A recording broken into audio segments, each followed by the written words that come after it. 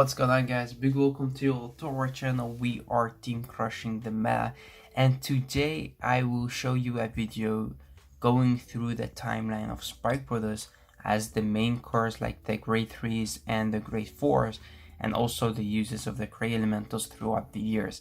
This is a video that I really wanted to do because I enjoy playing Spike a lot. It's my favorite clan, and after this video I'll also do a video with the achievements that I've got with Spike Brothers, because I only play Spikes in big tournaments, and all the achievements that I've got, even the monthlies, the tournaments that I won like in locals, were also played by Spike.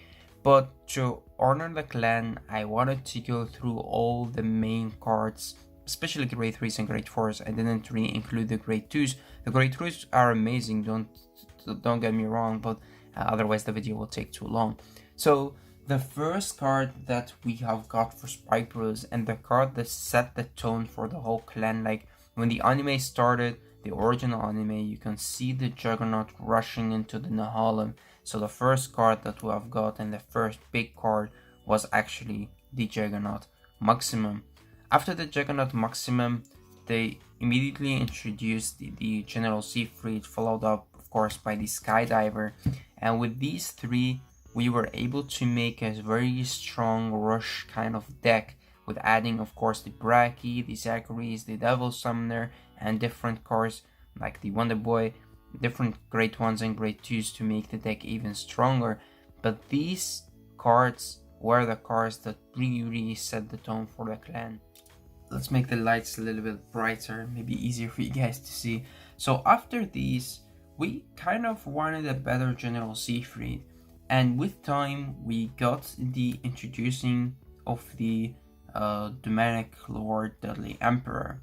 And Dudley Emperor was one of my favorite cards and still is, and I'm still hoping that they will reprint him in V, but I think they are really thinking twice about making Dudley cards, because some of them of course are searchable with jelly beans, and some others you could use with the strides. But still, Dudley Emperor was a really strong card, especially when they introduced the Break Ride, which is Bad and Dragger. By Bad and Dragger, you could combine him really well with the Dudley Emperor, and we still use the Skydiver and the Juggernaut Maximum.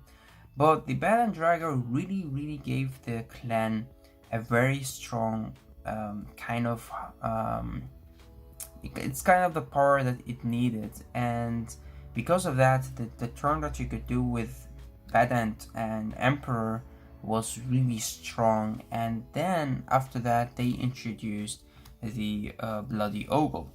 With the Bloody Ogle Legion, we kind of didn't really use the Skydiver and the Juggernaut a lot anymore, because we relied on the grade 2s to get the power.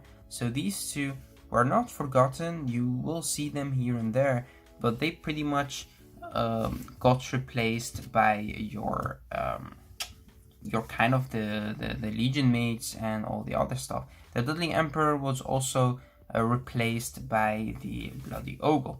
Of course, the Bloody Ogle comes with the Frozen Ogle and all the other stuff that you needed, but kind of the Frozen Ogle became the Skydiver, the card that calls, and I myself didn't really use Emerald Blaze, but we did use the Silver Blaze, the Legion mate, a lot. So it was a card that you use as kind of the Juggernaut Maximum, and the Frozen Ogle was the Skydiver. It's always been like that. You had the one Rearguard that gets a lot of power, and the one Rearguard that calls stuff. So after that, they introduced, of course, the Strides. And with these Strides, the first one, I think if I'm not mistaken, yeah, we got different ones, but the first one who put a mark, let's say, on the clan was of course the Divine Hand Good and Dragger.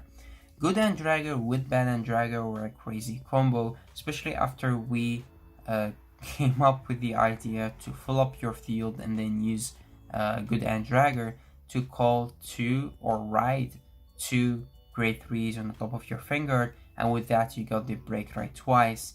And then of course after the introducing of the V-Series, the deck got even stronger, because now you could get markers. but the bad and dragger with the good and dragger were a crazy combo. Then we got the first really good set for Spike, which introduced a lot of different cards. With that, we first got the Dudleys. Talk about that. Of course, this one was introduced way later, but let's talk about them in general. The Dudleys were a very interesting deck. You could combine Jessica with different archetypes because she did have the ability to become a 13k even on your opponent's turn. So some people did play this in the time leap meta. That time, these kind of cards were really needed for the meta not to hit your Vanguard. And when they introduced the Turbo Raptor, we came back and made the deck because the deck was very strong and it could hit higher numbers. And of course the Geronimo was always included. But the main Strider or Grade 3 that we've got was of course Rising Nova. And with the introducing of Rising Nova, we got a new Skydiver and a new Juggernaut Maximum. The Hivemaker and the Bulldozer Dope are cards that you could say not main Grade 3s, but there were cards that we played a lot, especially the Hivemaker was one of my favorite choices. Even sometimes you could not try it, just get into your turn and then use his skill because his GB2 skill did not require you to use a counterblast, and then you could use that counterblast to call something with the Hivemaker and get an extra attack because of that. Or you could always of course go to cards like the Shutdown, Miracle Ace, or the Dirty Picaro, which were the two strides that gave this deck so much power, because the turn that you could do with the Miracle Ace was the kind of, I call it the mini GBA turn, because that turn was also go all in and just destroy your opponent, get so much power on a Frog Raider. That's also when the Frog Raider was introduced, a card that really helped to make the clan really strong. And then of course Dirty Picaro, we cannot forget about this card. I really love this card, and this card got me so many tournament wins. It's just amazing. I think one of the most with the GB8 of course. Then we got the GB8 introduced. The GB8 for Spike is really an interesting card, but it's just really strong. In my opinion, one of the best strides in the whole game. And if you ask me, then I would say it is the best. The thing is, with this card, you could get anything you want from your deck, and it only costs your card from your hand. But you could also put the power on the same unit, which made a huge Frog Raider. But you could get everything. You could get Ray Elemental, you could get everything. And then they introduced the Spike Heal, which got us to play Jelly Beans. Jelly Beans actually was played even before the Spike Heal, because Jelly Beans could search you sometimes the right grade 2 or grade 1 to your hand if you want to ride or something. But yeah, especially with the combination with the GB8, it was a card that you really play a lot. Then we got the Supernova, a card that we kind of needed as a first stride, because most of us used Merendol, which is good as well. But because you cannot charge stuff in Spike, the Supernova was pretty cool, because now you have the skill of the Rising Nova and then the Supernova, so you have two charging units on the field, which is pretty cool. And he does not cost Counterblast, which is something that we really needed, and he flips something. Then we got the introduction of Star. Star is and still will always be my favorite cards in the whole game. As you can see from this keychain, well, Star is really strong. The only thing that I dislike about Star is him not having a stride skill. When you stride on top of him, that skill should have been the same as him on place. But yeah, because of that, sometimes you cannot really get your big combos off, like combos you want to do with Miracle Ace, or when you want to get your charging chain ongoing. So Star was always like the secondary grade 3 in the most decks, but I did make the deck out of him, which used the Star and the Jelly Beans, which was the Turbo GB8 build, and that was also the build that got me a lot of big events, and the build that got me to Worlds as well. Then we got Agrius. Agrius was a better supernova. He gives you more attacks, and at the same time he kind of charged the unit, so it was amazing to use such a card. And the only thing that did cost counterblast, but that was okay. You're getting a card out of it, you're charging 2 units, but also you're getting 2 free extra attacks, which was amazing. And then we cannot forget about Dust.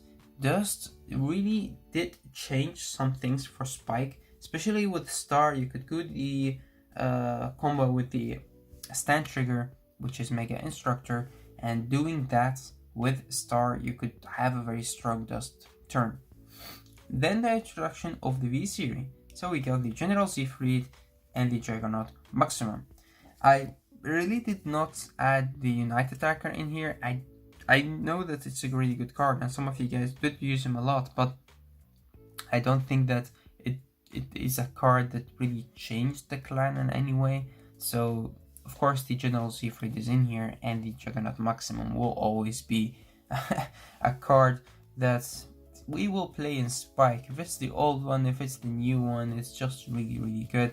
And him having the force marker is amazing, and that did help me to make the hybrid build, because the hybrid build would not work with the General Siegfried.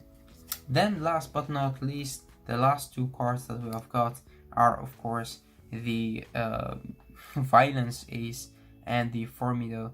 Formido is a card that we kind of needed in Spike. Selective retirement, getting power, filling up the soul is just the perfect setup for Violence Ace. And Violence Ace, I'm still waiting to see how this card will change the way of us playing Spike. Will we go back to more of an aggro build? Will we play so many stands that this card could be amazing? Or will we just rush our opponents so hard so that they have to guard a lot, and then we use all the counter blasts to call stuff from the hand? I don't know. I did really already made 2 strong decks with him, but I'm waiting to see what everybody is making as well. That was kind of it for the Spikes. Now we could go and check the crane metals and the uses of them in Spike throughout the years. Of course, Star, you may stay.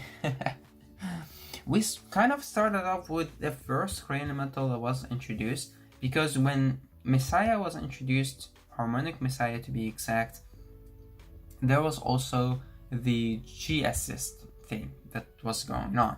And because Spike didn't have a stride until the first one that we have got, which is the on hit call, which is of course Godly Speed Flash Bruce. Until that, we didn't really had something to bind or to remove from the game to be able to G assist, and it's something that we kind of needed, or me at least, because I really wanted the G assist. So then you got the Harmonic Messiah actually just for that, and sometimes to get above a deleted Vanguard or something. So it was really good, and the extra drive check is also pretty nice. Sometimes your opponent didn't really give you the limit break, and because of that you had to think about something to do. Then will show you the trade 2s and everything, and the Cranimentals. So after using the Harmonic Messiah, then we went and used Raw. It was a card that did help to get the right cards to your hand. Getting the Badan Dragger to your hand is something that we really needed. And then, because we kind of did still play 10k grade 3s, as in the Deadly Emperor deck, we did use Madu. I myself used Madu a lot, also just a cost, because the Harmonic Messiah was a card that was still very expensive in time, and Madu you could get that easy.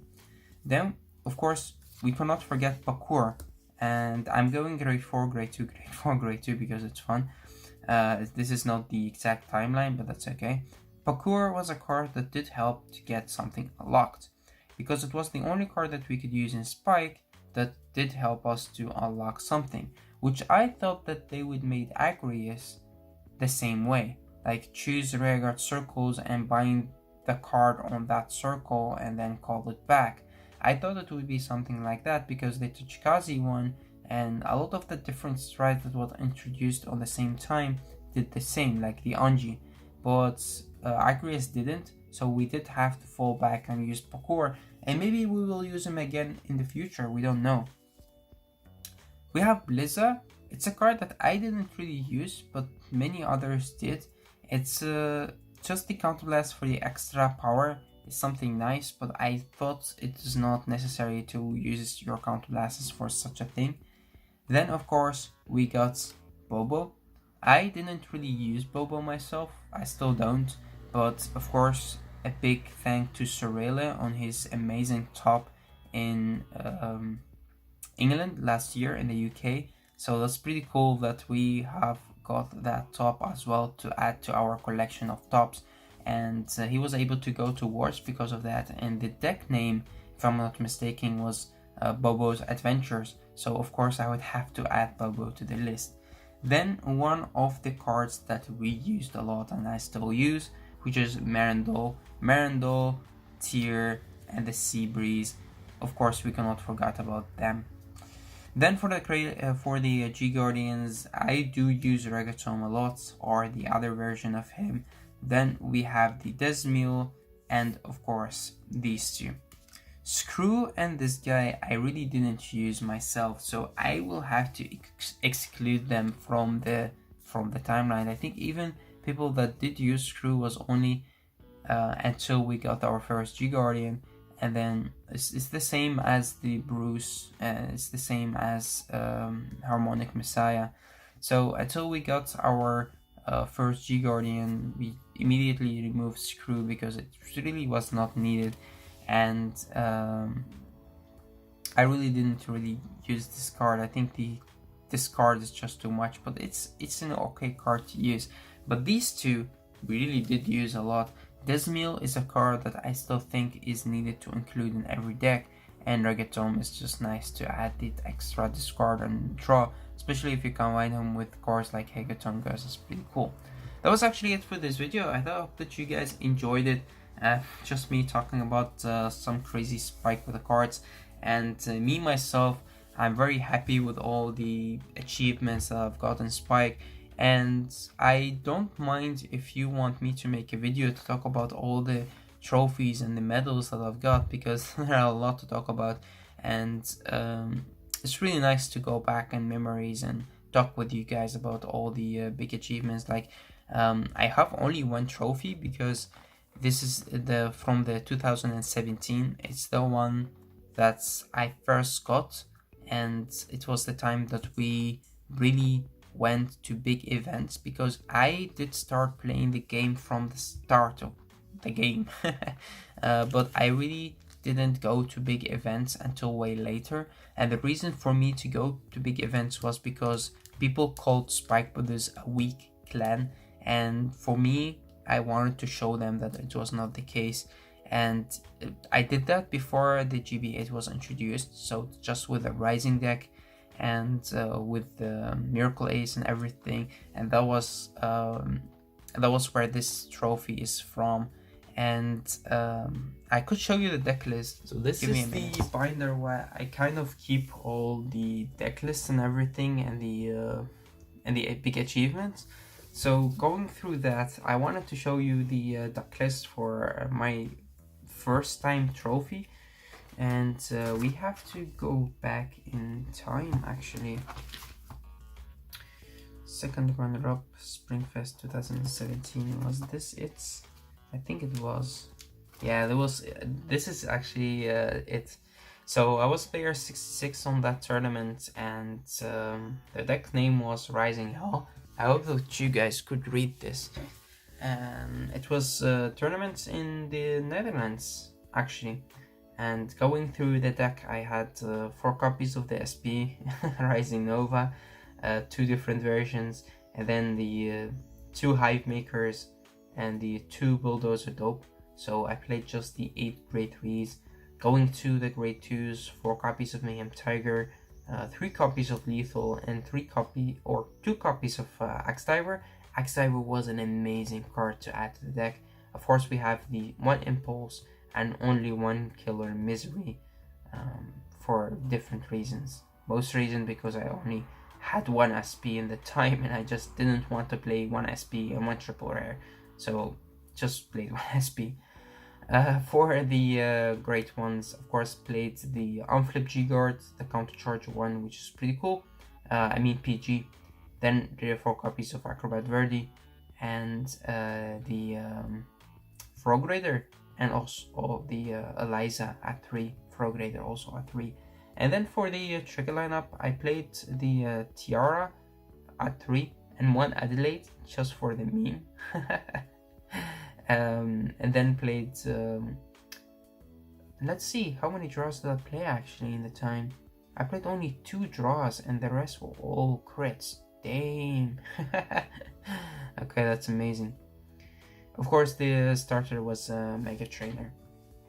And this was one of the achievements that I've got in Spike. Before that, I think I only had one shop challenge. Yeah, I kind of tried to play, these are all the other deck lists that I made. I tried to be able to play at least one shop challenge each season, let's say. And the one that I got in that year was the one from Gamers Paradise in 2017, of course. Then I had this achievement, which was 3rd place, and after that we went into the Autumn Fest. In the Autumn Fest we got different tournaments. I wasn't really able to attend into most of them, but I was able to play the shop challenge, and I won that in offline gaming, so that's also pretty cool. I have the deck list of the shop challenge right here, and I will not go through that. Then we got another shop challenge. So as you can see, I don't have any achievement in the 2017, but I did use my coupon. I think that one was in Germany, the 2-day events, and I wasn't able to get to the... I was able to get to the 2nd day, but not the top 8, if I'm not mistaken. Then we got the 2018. This is where we started to get really hyped to play even more, and you guys kind of recognize us from the tournaments, and it was pretty cool. So that's why we had way more fun going through events, and I had the Rising deck, the introducing of the GB8, so there was a lot more to build for Spike. And winning this shop challenge, I think I made a kind of a dust deck back in the time, and then in Berlin we were able to get 1st place, so our first golden medal, and kind of also our first medal, because the first one was a trophy. I have the medal with me. It was this one, so the one from Berlin, Germany. It was an amazing weekend that we have got. We went in with kind of a caravan, and with Sang and his father, and then of course Blazing Paladin. So it was pretty cool. We won that tournament, and it was really great. And I have all the promos and everything up in there, and also the one from the shop challenge that I did use. And that was the deck that I used for the championship. As you can see, it is the Giant Star with the Jelly Bean build, so just the Turbo GB8.